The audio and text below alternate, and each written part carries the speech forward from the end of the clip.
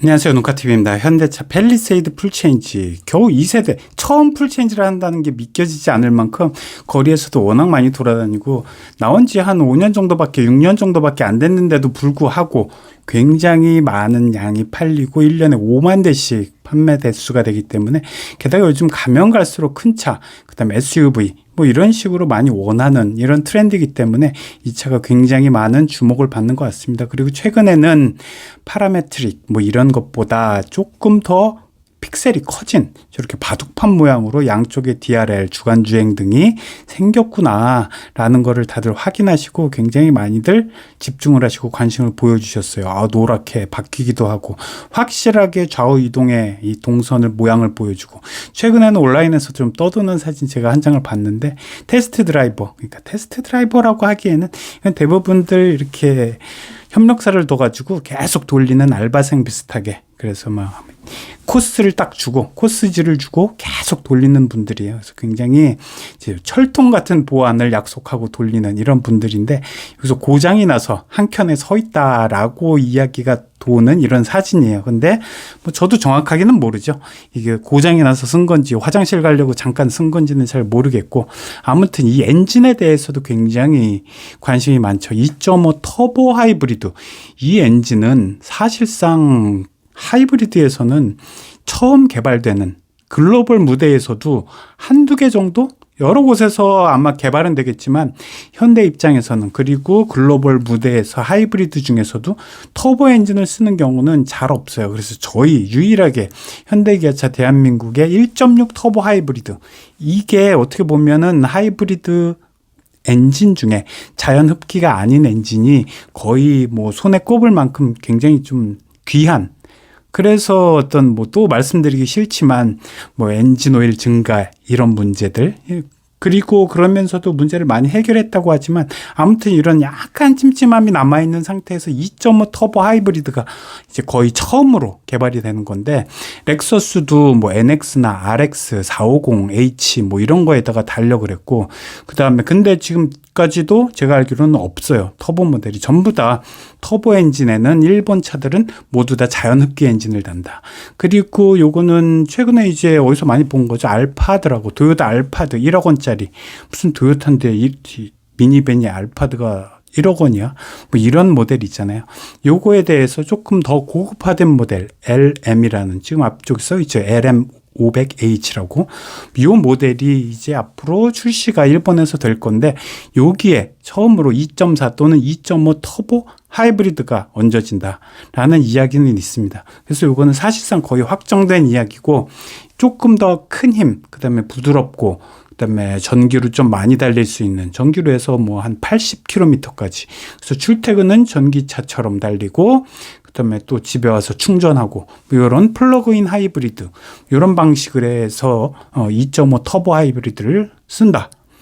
예, 그러니까 일본에서도 사실 2.5 터보는 하이브리드에 잘 적용이 안 되는 거죠. 그런데 팰리세이드에 처음으로 된다라고 하는 거니까 이건 아마 글로벌 시장에서도 굉장히 많은 이제 관심을 받게 되는 거고 현대기아차 입장에서는 지금 글로벌 무대에서 하이브리드는 일본 토요타 렉서스가 거의 7-80% 이상의 점유율을 갖고 가고 있거든요. 그래서 폭스바겐을 넘어서는 1000만 대 판매, 토요타의 그 끊임없는 질주. 그다음에 전기차는 아니다 하면서 전기차는 계속 지금까지도 외면하고 있고 신차 사는 방법 여기저기 견적받고 힘들게 발품 팔고 고객님, 제가 진짜 잘해드리는 겁니다. 아직도? 원하는 차량 선택하면 전국 딜러들의 견적을 비교할 수 있어요. 신차 게으르게 사세요. 카랩. 그래서 2.5 터보 하이브리드를 두고 한국과 일본의 하이브리드 대결 뭐 요 정도의 양상이라고 보시면 될 수 있겠습니다. 그리고 요거 다음으로 또 중요한 게 9인승이죠. 9인승 몇 번을 말씀드렸지만 앞자리에 1열에도 333 해갖고 세 자리를 만든다. 가운데 꼬마 좌석을 하나 만들어서 요것도 좌석이다라고 이제 허가를 인증을 받는다. 그러면 9인승 받으면은 뭐 개소세, 취득세, 부가세 환급, 자동차세 뭐 별별 게 다 혜택을 받기 때문에 여기에서 가격이 좀 높아져도 나머지 1000만 원 가깝게 1,000만 원 가깝게 이득을 볼 수 있다라는 부분 때문에 확실하게 이제 뭐 확정은 된 건 아니지만 그래도 여기 딱 보시면 보이잖아요. 지금 가운데에 있는 이 팔걸이가 아래쪽에 이렇게 떨어져 있어요. 그래서 위로 올리게 돼 있단 말이죠. 통상적으로는 위에 뚜껑을 열 때는 맨 윗부분에 있는 지금 선으로 자국이 있는 그쪽만 딱 열리잖아요. 근데 이거는 통째로 움직인다. 통째로 열어서 지금 등받이가 위에 딱 설 수 있게 된다. 그래서 그 아래쪽에 전선이 있는 쪽 있죠? 그 부분이 떨어져 있다라는 거를 명확하게 또 볼 수가 있어요. 그리고 또 다음 이슈가 되고 있는 거는 손잡이가 왜 이러냐. 손잡이 4개가 전부 다 이런 모양이에요. 병따개 모양이라는 이런 모양인데 동그랗게 돼가지고 너무 차급에 안 맞게 좀 너무 귀엽다. 뭐 이런 스타일인데 요거에 대해서는 저도 처음에는 약간 반신반의했는데 과거에 제네시스 GV60 있죠. GV60 새로 지금 페이스리프트가 되는지 안 되는지 풀체인지가 되는지 안 되는지 아리송한 요 모델인데 여기에 딱 저 모양의 도어 넥캐치라 그러죠. 도어 캐치가 저런 모양이었어요.